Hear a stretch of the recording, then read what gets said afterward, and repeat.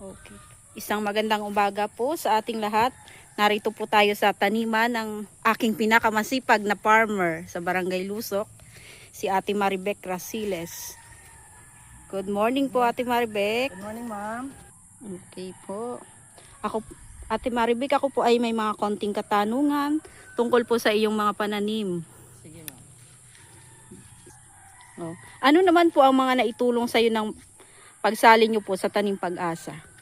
Malaking bagay ito, ma'am, sapagkat kahit papaano ay nagkakaroon kami ng kaunting kita at nasusustain yung ating mga pangangailangan sa araw-araw. Okay po. Ano naman po ang pinakamalaking hamon ang hinaharap nyo? Halimbawa po sa mga peste or katulad nito pag maulan or tagtuyot.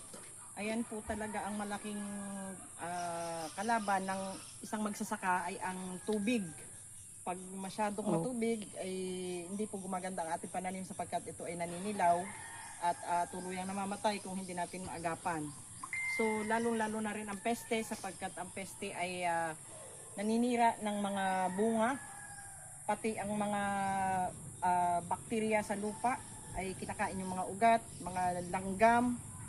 So namamatay ang ating halaman kung hindi natin ito kaagad mapuksa. Yan ang matinding kalaban ng isang magtatanim. So, saan nyo po direktang binibenta ang inyong mga ani? Ito po ay pagkukunti lang po ay dito lang sa aking kapatid sapagkat nagtitinda rin siya rito ng mga gulay-gulay. Pero pag medyo marami naman po ang ating ani ay dinadala ko po sa bayan at yung iba po ay dinadala ko sa palengke o kaya ay dito sa agriculture. Okay po. Ano naman po ang pinakamalaking gastos nyo sa pagsasaka?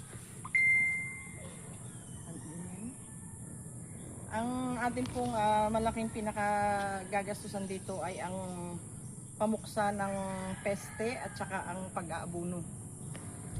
Okay po. Oh. Nakakatanggap po ba kayo ng mga suporta or subsidy po mula sa gobyerno? Opo, katulad po niyan, ang mga binhi pong ito ay galing sa ating agriculture na sa pangunguna ng ating mahal na mayor na si Mayor Marisa Red sapagkat tinututukan niya ang ating agrikultura dito sa ating bayan ng Santa Cruz. Okay. Ano nang tulong or kagamitan ang sa tingin nyo ang pinakakailangan nyo para mas lalong mapaganda ang ating taniman or pananim? Sa tingin ko po, ang ating unang-una dito ay ang pambungkal ng ating lupa, yung pagkukultivate sapagkat kung mano-mano natin itong gagawin ni matagal. Aabutin tayo ng ilang araw o linggo bago natin ito mataniman sa paglilinis.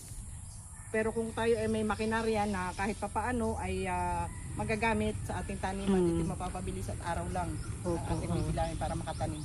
Meron naman po okay. Ako po ay nagpapasalamat kay Mayor Marisa Martinez Red sapagkat sa kanyang pagsuporta dito sa ating agrikultura.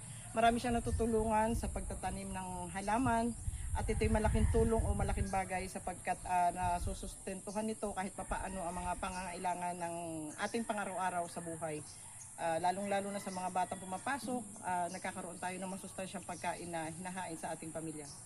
Yun lang po.